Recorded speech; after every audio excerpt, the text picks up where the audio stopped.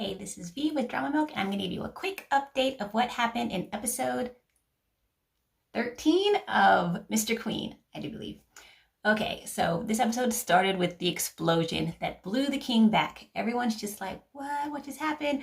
Everyone's nervous, but only Yang Pyong and a few servants take the king and pull him away. Everyone else is kind of siphoned off into their different areas, and everyone's kind of like, what just happened? The king goes to the hospital area, and he's with the doctor and Yang Pyong, and they're like bandaging him all up. The palace is on lockdown. People are still allowed to leave, but there are a lot of guards set up to check everyone's badge who is leaving the palace. Debbie and Hwa-jin are off in their prayer area, and they're praying for the king's safety. You can tell that Debbie she has other things on her mind while she's praying. She's thinking back to this book that she has that Hwa-jin gave her, which is the ledger. You can tell she's kind of thinking, ooh, how can I best use this book in this situation right here? The queen finally is able to get away from Byeon, but when she's trying to get away, he pulls her back into a tiny embrace with his arm. This sparks a memory for her, and the memory is of them kissing. So suddenly she remembers that kiss. She's kind of like, whoa, what is this? She doesn't bring it up to him, but in her mind, she just kind of slowly backs away and tells him that she wants to be alone right now. He leaves. He's upset that she just kicked him out. So he goes to do his job, which is to torture those poor guards in order to find out if they're the ones who are behind this. She goes to the king and finds out that the king might have lost his hearing and is just in bad shape. She looks pretty sad while she's there. Hwa-jin shows up while she's there and basically kicks her out. She does that. The queen's all dejected. She leaves sadly, goes back to her room, and Jong-hyun is in her room. Her uncle is there. Her uncle's basically like, okay, looky here. I need to figure out if you're on our side or not. Do you remember what I told you before you came into the palace and how you're supposed to be looking after the king? She understands from this conversation that Jong-hyun is basically her lifeline in the palace. But she does not remember any of these previous conversations, so she goes to the lake and jumps in the lake. While she's in the lake, the real So-yong comes and is right in front of her. It's a kind of a pretty scene, and suddenly all her memories come back. They come back in rewind mode. So the most recent memory comes back first, and then the farthest memory comes back last. From those memories coming back, we find out that So-yong entered the palace really naive. She kind of just entered it thinking she's entering for love, she's going to marry the king. But when she got in the palace, every single person was against her. The queen mother was against her, Hwa-jin was against her, and Jong-hyun was basically against her. Jong-hyun gave her a speech before she got into the palace and told her, look, you're in the palace because all these people put you in the palace, and we want you to spy on the king for us. Jong-hyun also basically told So-yong, just because you're the queen doesn't mean you're going to have any power in the palace. You're a woman. No one's going to give you any power or listen to you. So that leaves So-yong thinking, wow, I really am just alone in this palace. She gets out of the lake, and the first person she sees is her father. She basically tells him off, and it's like, you're the reason I jumped into the lake.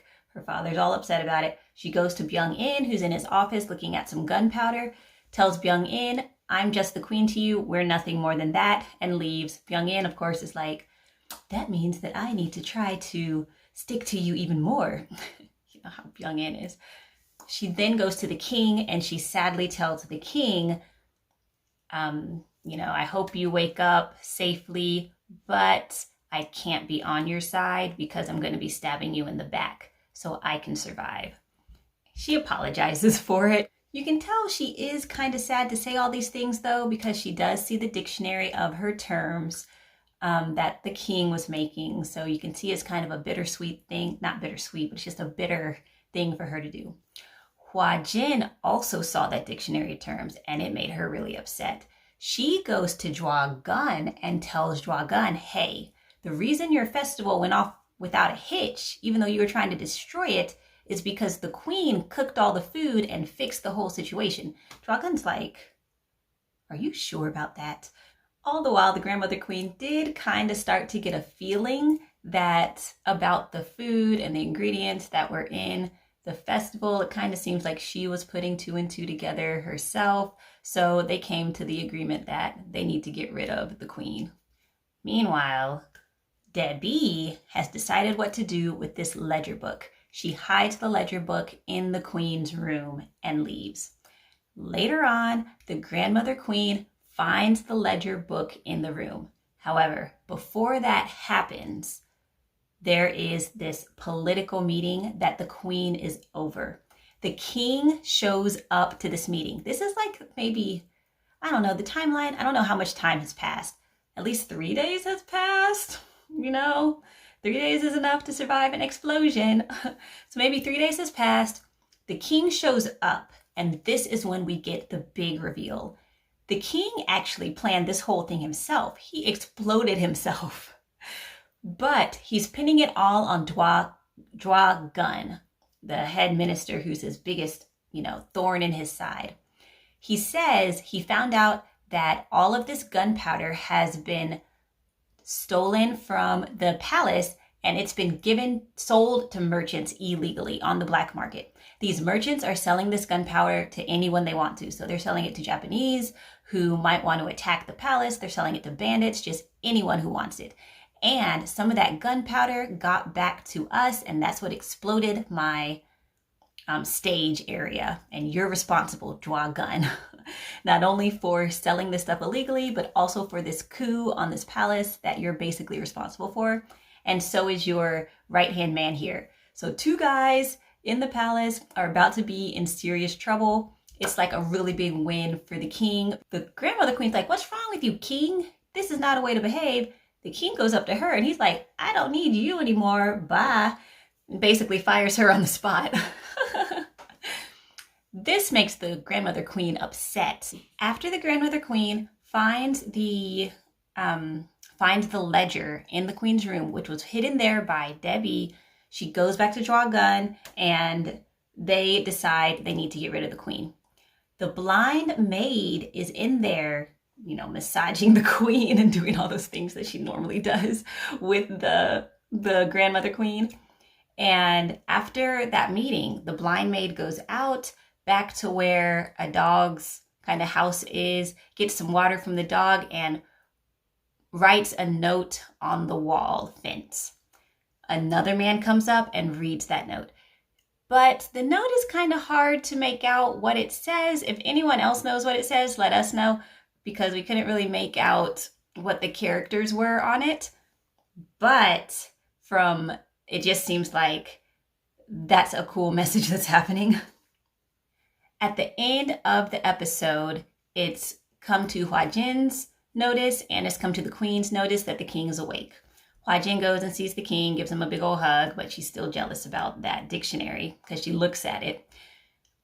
So-yong does not go to the king, even though she's really happy he's awake. She goes and gets herself drunk, and Choi also gets drunk. She has to be carried back to her quarters and says she'll just see the king tomorrow. She wakes up, thinks she sees Hong-yun, just staring at her lovingly. And we see Hong-yun lean down as if she's about to give the queen a kiss. Cut to the next morning. It shows So-yong rolling over and thinking it's still Hong-yun who's there, but it's actually the king who's there. So it looks like the king and the queen had a night together that she's been avoiding this entire time.